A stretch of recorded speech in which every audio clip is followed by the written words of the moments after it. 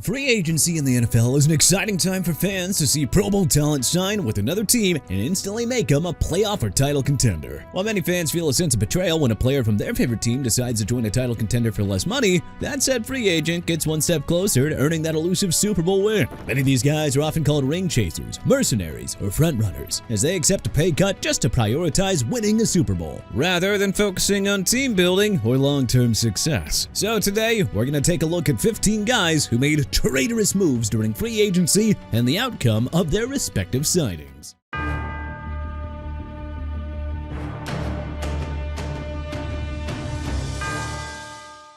Daryl Rivas, 2014. Rivas had a very productive 2013 season with the Buccaneers, where he had 50 tackles, a sack, 11 pass deflections, 2 interceptions returned for 3 yards, 2 forced fumbles, and a fumble recovery. However, the Bucs released Rivas to avoid paying a massive $16 million in non-guaranteed money, saving them an additional $1.5 million in bonuses at the time. Rivas signed with the Jets' longtime bitter rivals, the Patriots, on a 1-year $12 million deal, which definitely broke the hearts of many Jets fans. Rivas' time in New England was productive on the field, as he had 47 tackles, 14 pass deflections, 2 interceptions, and a forced fumble during the 2014 season. Oh, and he also made the Pro Bowl and helped the Patriots win Super Bowl 49, 28-24 against the Seattle Seahawks. However, behind the scenes, Rivas did not enjoy playing for the Pats, as he admitted on the I Am Athlete podcast. No one liked the locker room. Rivas eventually returned to the Jets in 2015, but spent 2 seasons with the team, was released, and signed a 1-year deal with the Chiefs before retiring in 2018. Brett Favre,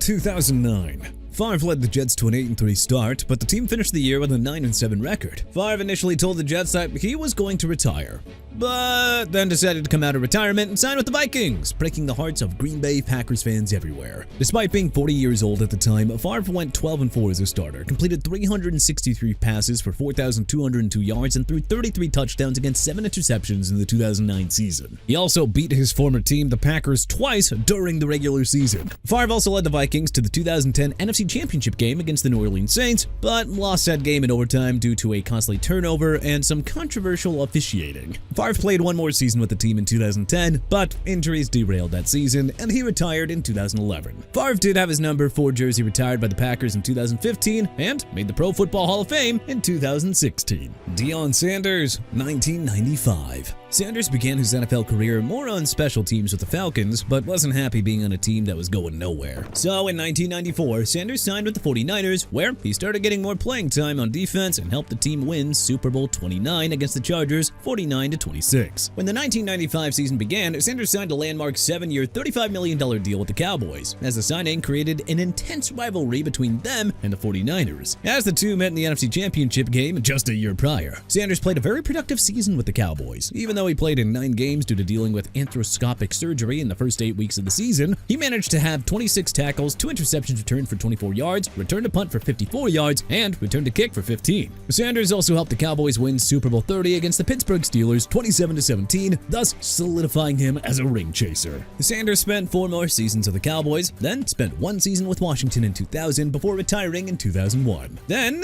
he came out of retirement in 2004 and spent 2 seasons with the Baltimore Ravens before ultimately retiring for good. Terrell Owens, 2006. After a few seasons with the 49ers, Owens was traded to the Eagles and went on an offensive tear with the team, catching 77 receptions for 1,200 yards and scoring 14 touchdowns. However, his season was cut short due to a fractured fibula and a sprained ankle. Despite said injury, Owens played his heart out in Super Bowl 39. Owens then had a falling out with the organization in 2005 due to his larger-than-life personality clashing with the team, resulting in him getting suspended for the rest of that season. Owens was ultimately released by the Eagles in 2006 and immediately signed with their NFC East rivals, the Dallas Cowboys, which definitely caused a massive rift with Eagles fans. Owens played very well with the Cowboys, as he had 3 straight 1,000-yard seasons. He helped the Cowboys reach the playoffs twice and beat the Eagles twice in 3 seasons, but also lost to them 4 times. Owens had brief stints with the Bills and Bengals in 2009 and 2010, then had a short stint with the Allen Wranglers in the Indoor Football League, before finally having one last short stint with the Seattle Seahawks before being released at the start of the 2012 season. Demarco Murray, 2015.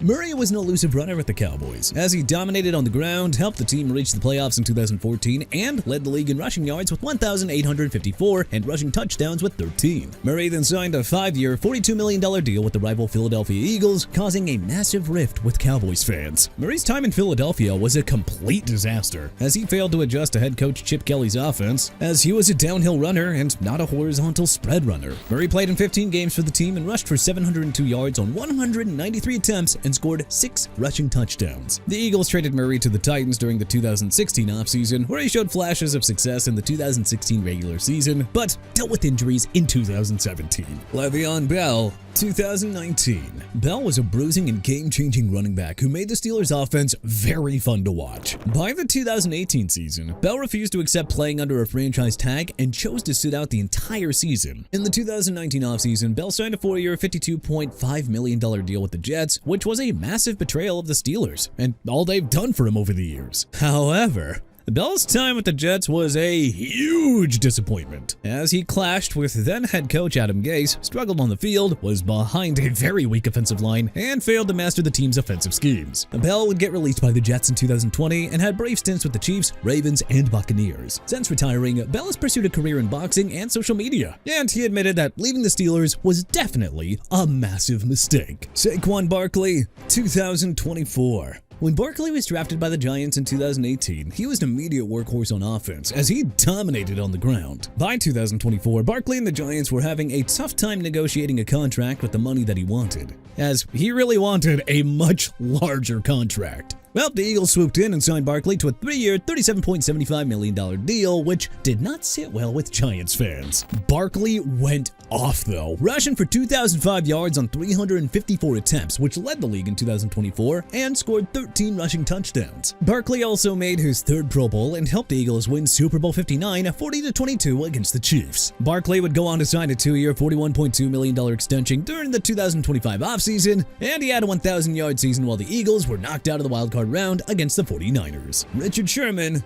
2018. Sherman was one of the founding members of the Seahawks' Legion of Boom defense, which helped the team win Super Bowl 48 in dominating fashion and appeared in Super Bowl 49. However, by 2017, Sherman's numbers slowly started to decline, as he had 35 tackles, 7 pass deflections, 2 interceptions for 20 yards, and a fumble recovery. However, he also dealt with a ruptured Achilles. The Seahawks released Sherman in the 2018 offseason, and he immediately signed a 3-year, $39 million deal with the team's NFC West divisional rival, the 49ers.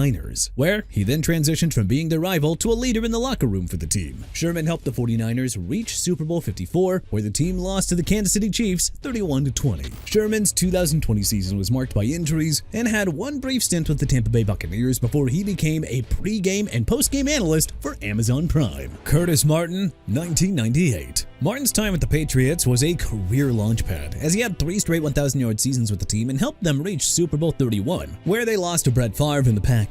In 1998, Martin signed with the Jets and followed his head coach Bill Parcells after he was unhappy with the Patriots' extension offer. Martin went on to help the Jets reach the 1999 AFC Championship game before losing to the Broncos 23-10. Martin also had 6 straight 1,000-yard rushing seasons during his time with Gang Green and led the league in rushing yards in 2004 with 1,697.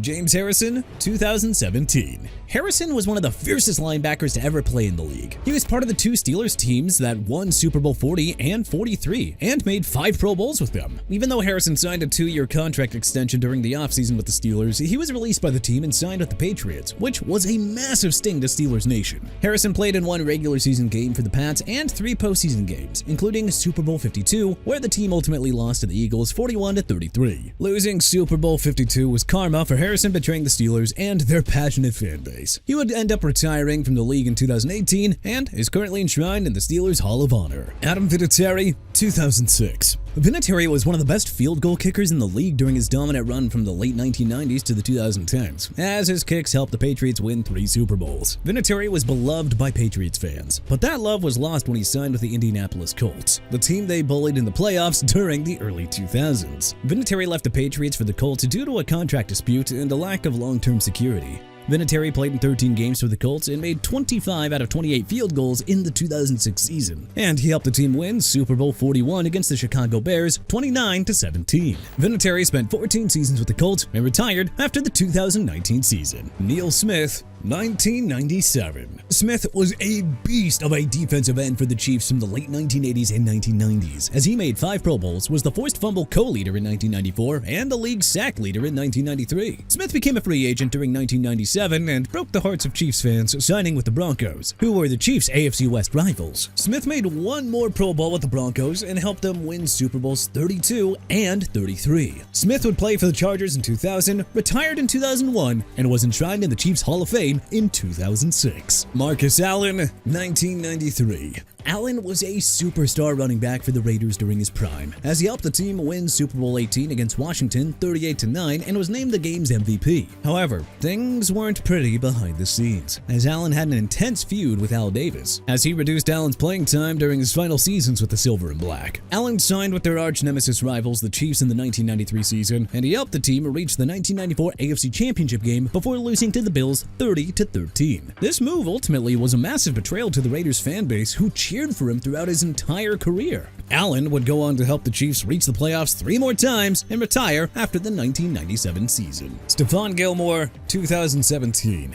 Gilmore was a ball hawk in his prime at the Bills, as he kept the team afloat in the early 2010s. After making his first Pro Bowl in 2016, Gilmore's contract expired and he signed a massive 5-year, $65 million deal with the Patriots, which was a sting for Bills Mafia. Gilmore flourished in the Patriots defense, helping them reach Super Bowl 52 and helping them win Super Bowl 53. Not to mention, he won the 2019 NFL Defensive Player of the Year award. Gilmore's time with the Pats was memorable, electrifying, and showed the ultimate professionalism. Rich Ganon, 1999. In the mid-90s, Ganon kept the Chiefs afloat in the AFC West as they were a playoff contender. After the 1998 season, Ganon was released by the Chiefs after they decided to stick with Elvis Grbac and signed with the Raiders, which stung the hearts of Chiefs fans. Ganon saw some success in the latter years of his career as he won the NFL MVP in 2002 and helped the team reach Super Bowl 37 before they lost to the Bucs. Ganon's career at the Raiders can best be described as gritty and a renaissance. But hey, what do you think is the biggest traitor move in NFL free agency history?